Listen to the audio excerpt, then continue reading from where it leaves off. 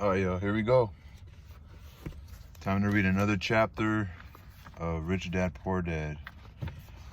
Ooh, I'm back to my truck from my walk, and now I feel like not even a fly on a wall. I feel like a fucking sore thumb sticking out now, you know?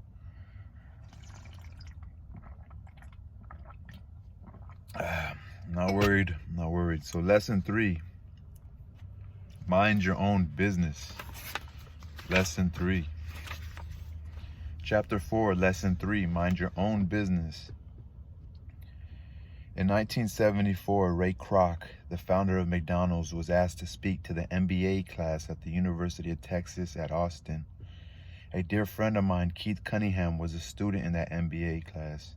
After a powerful and inspiring talk, the class adjourned and the students asked Ray if he would join them at their favorite hangout to have a few beers. Ray graciously accepted. Ray Kroc, the founder of McDonald's. "What business am I in?" Ray asked once the group had all their beers in hand. "Everyone laughed," said Keith. Most of the MBA students thought Ray was just fooling around. No one answered, so Ray asked the question again. "What business do you think I'm in?" The students laughed again, and finally one brave soul yelled at Ray, "Who in the world does not know that you're in the hamburger business?" Ray chuckled. "This is what I thought you would say." He paused and then quickly said, "Ladies and gentlemen, I'm not in the hamburger business. My business is real estate." Keith said that Ray spent a good amount of time explaining his viewpoint. In their business plan, Ray knew that the primary business focus was to sell hamburger franchises, but what he never lost sight of was the location of each franchise. He knew that the real estate and its location was the most significant factor in the success of each franchise. Basically, the person that bought the franchise was also buying the land under the franchise for Ray Kroc's organization. McDonald's today is the largest single owner of real estate in the world, owning even more than the Catholic Church. Today, McDonald's owns some of the most valuable intersections and street corners in America, as well as in other parts of the world. Keith said it was one of the most important lessons in his life. Today, Keith owns car washes, but his business is the real estate under those car washes. The previous chapter ended with the diagrams illustrating that most people work for everyone else but themselves. They work first for the owners of the company, then for the government through taxes, and finally for the bank that owns their mortgage. As a young boy, we did not have a McDonald's nearby, yet my rich dad was responsible for teaching Mike and me the same lesson that Ray Kroc talked about at the University of Texas. It is secret number 3 of the rich. The secret is mind your own business. Financial struggle was often directly the result of people working all their life for someone else. Many people have nothing at the end of their work days. Again, a picture is worth 1,000 words. Here is a diagram of the income statement and balance sheet. Balance sheet is your liabilities and assets. Your income statement is incomes and expenses. Again, a picture is worth 1,000 words. Here is a diagram of the income statement, which is your income, your paycheck, and your expenses, where you have to spend on rent, food, and then out of your expenses, what are assets and which ones are liabilities. So here was a diagram of the income statement and balance sheet that best described Ray Kroc's advice. Okay, so here is a diagram of the income statement and balance sheet that best describes Ray Kroc's advice. So I'm going to show you that. Stare at it for a while. So income is top box, expense, and then this is the income statement. This is the balance sheet, assets and liabilities. So you got assets going straight, making you income. So your assets are making you income. And what does that say? This is your profession. Yeah, your income is your profession, pretty much. Your income, your profession. Your liabilities, or your assets are going straight to your income. Expenses, work for government. Expense, work for government. Work for owner. Your business. Okay, an asset it's your business, so it's going straight to your income. Your business is going straight to your income. Your business is an asset, so it's bringing you income. and then your profession.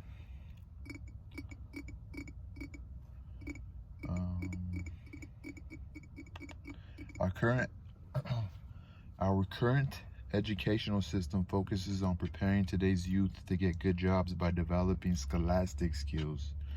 Their lives will revolve around their wages, or as described earlier, the income column. And after developing scholastic skills, they go on to higher levels of schooling to enhance their professional abilities. They study to become engineers, scientists, cooks, police officers, artists, writers, and so on. These professional skills allow them to enter the workforce and work for money. There is a big difference between your profession and your business. Often I ask people, what is your business? And they would say, oh, I'm a banker. And I ask them if they own the bank, and they usually respond, no, I work there. In that instance, they have confused their profession with their business. The profession may be a banker, but they still need their own business. Ray Kroc was clear on the difference between his profession and his business. His profession was always the same. He was a salesman. At one time, he sold mixers for milkshakes, and soon thereafter, he was selling hamburger franchises. But while his profession was selling hamburger franchises, his business was the accumulation of income-producing real estate. The problem with school is that you often become what you study. So if you study, say, cooking, you become a chef. If you study the law, you become an attorney. And the study of auto mechanics makes you a mechanic. The mistake in becoming what you study is that too many people forget to mind their own business.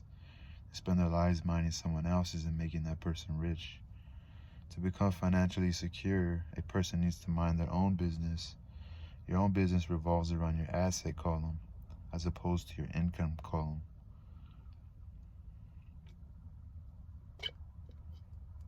As stated earlier, the number one rule is to know the difference between an asset and a liability. An asset is what brings money into your pocket. A liability is what takes money out of your pocket. And buy assets. The rich focus on their assets and what's in their asset column, while everyone else focuses on their income statements. That is why we hear so often, I need a raise if only I had a promotion. I'm going back to school to get more training so I can get a better job. I'm going to work overtime. Maybe I can get a second job. I'm quitting in 2 weeks. I found a job that pays more. In some circles, these are sensible ideas. Yet if you listen to Ray Kroc, you're still not minding your own business.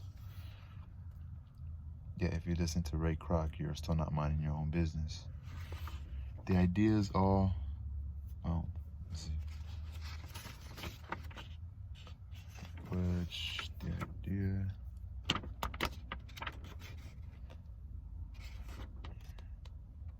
Okay, alrighty, let's skip. Let's see, sorry guys. Okay, the ideas all still focus on the income column and will only help a person become more financially secure if the additional money is used to purchase income-generating assets. The primary reason the majority of the poor and middle class are fiscally conservative, which means I can't afford to take risks, is that they have no financial foundation. They have to cling to their jobs. They have to play it safe. When downsizing became the in thing to do, millions of workers found out their largest so-called asset, their home, was eating them alive. Their asset, called a house, still cost them money every month. Their car, another asset, was eating them alive. The golf clubs in the garage that cost $1,000 were not worth that anymore. Without job security, they had nothing to fall back on. What they thought were assets could not help them survive in a time of financial crisis. I assume most of us have filled out a credit application for a banker to buy a house or to buy a car. It's always interesting to look at the net worth section. It's interesting because of what accepted banking and accounting practices allow a person to count as assets. One day, to get a loan, my financial position did not look too good. So I added my new golf clubs, my art collection, books, stereo, television, Armani suits, wristwatches, shoes, and other personal effects to boost the number in the asset column. But I was turned down for the loan because I had too much investment real estate. The loan committee didn't like that I made so much money off of apartment houses. They wanted to know why I didn't have a normal job with a salary. They did not question the Armani suits, golf clubs, and art collection. Life is sometimes tough when you do not fit the standard profile. I cringe every time I hear someone say to me that their net worth is $1 million or $100,000 or whatever.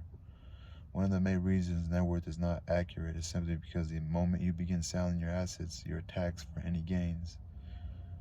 So many people have put themselves in deep financial trouble when they run short of income. So many people have put themselves in deep financial trouble when they run short of income.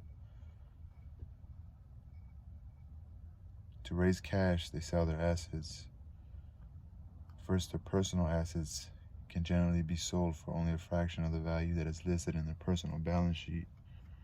Or if there is a gain on the sale of the assets, they are taxed on the gain. So again, the government takes its share of the gain, thus reducing the amount available to help them out of debt. That is why I say someone's net worth is often worth less than they think. Start minding your own business, keep your daytime job, but start buying real assets, not liabilities or personal effects that may have no real value once you get them home. Not liabilities or personal effects. A new car loses nearly 25% of the price you pay for it the moment you drive it off the parking lot. It is not a true asset even if your banker lets you list it as one. A $400 new titanium driver was worth $150 the moment I teed off. For adults, keep your expenses low, reduce your liabilities, and diligently build a base of solid assets. For young people who have not yet left home, it is important for parents to teach them the difference between the asset and liability. Get them to start building a solid asset column before they leave home, before they get married, before they buy a house, before they have kids, before they get stuck in a risky financial position, clinging to a job and buying everything on credit. I see so many young couples who get married and trap themselves into a lifestyle that will not let them get out of debt for most of their working years. For most people, just as the last child leaves home, the parents realize they don't have adequately prepared for retirement and they begin to scramble to put some money away. And their own parents become ill and they find themselves with new responsibilities. So what kind of assets am I suggesting that you or your children acquire? In my world, real assets fall into several different categories. Number one, businesses that do not require my presence. They don't require my presence. I own them, but they're managed or run by other people. If I have to work there, it's not a business, it becomes my job. That's number one. 2, stocks. 3, bonds. 4, mutual funds. 5, income generating real estate. 6, notes, IOUs. 7, royalties from intellectual property such as music, scripts, patents. 8, and anything else that has value, produces income, or appreciates and has a ready market. As a young boy, my educated dad encouraged me to find a safe job. My rich dad, on the other hand, encouraged me to begin acquiring assets that I loved. If you don't love it, you won't take care of it. I collect real estate simply because I love buildings and land. I love shopping for them. I could look at them all day long. When problems arise, the problems are not so bad that it changes my love for real estate.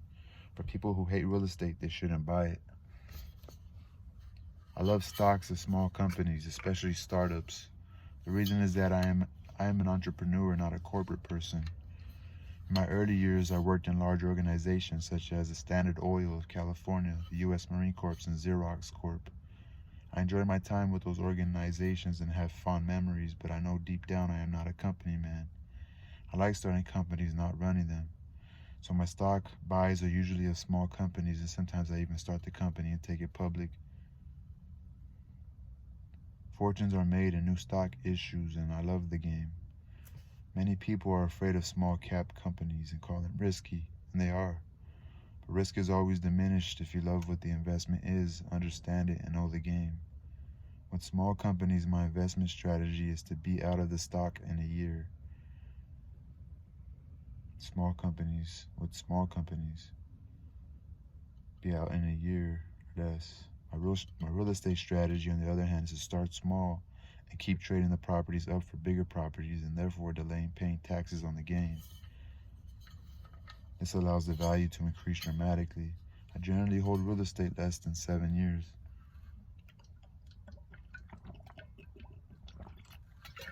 So he says, for real estate strategy, start small, keep trading the properties up for bigger properties, and therefore delaying paying taxes on the gain. This allows the value to increase dramatically. I generally hold real estate less than 7 years.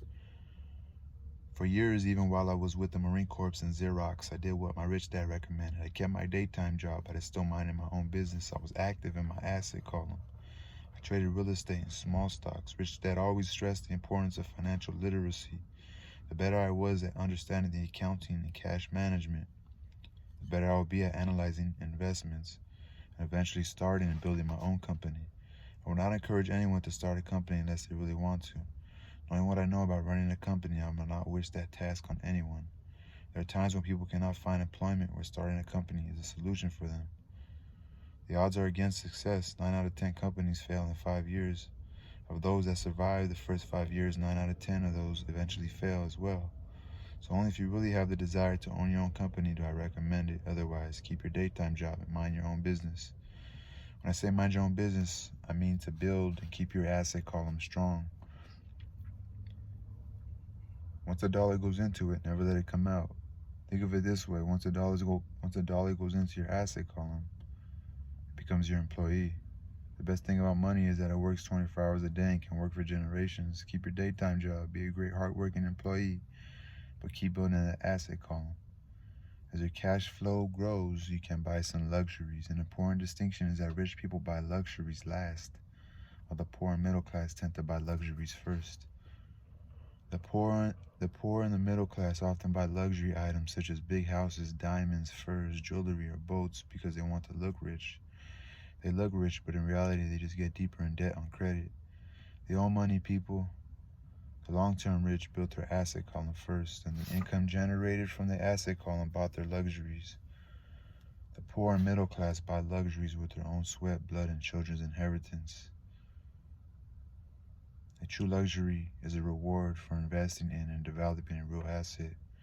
For example, when my wife and I had extra money coming from our apartment houses, she went out and bought a Mercedes. It did not take any extra work or risk on her part because the apartment houses bought the car. She did, however, have to wait for it for 4 years while the real estate investment portfolio grew and finally began throwing off enough extra cash flow to pay for the car. But the Mercedes was a true reward because she had proved she knew how to grow her asset column. That car now means a lot more to her than simply another pretty car. It means she used her financial intelligence to afford it. What most people do is they impulsively go out and buy a new car or some other luxury on credit. They may feel bored and just want a new toy. Buying a luxury on credit often causes a person to sooner or later actually resent that luxury because the debt on the luxury becomes a financial burden. Buying a luxury on credit often causes a person to sooner or later actually resent that luxury because the debt on the luxury becomes a financial burden.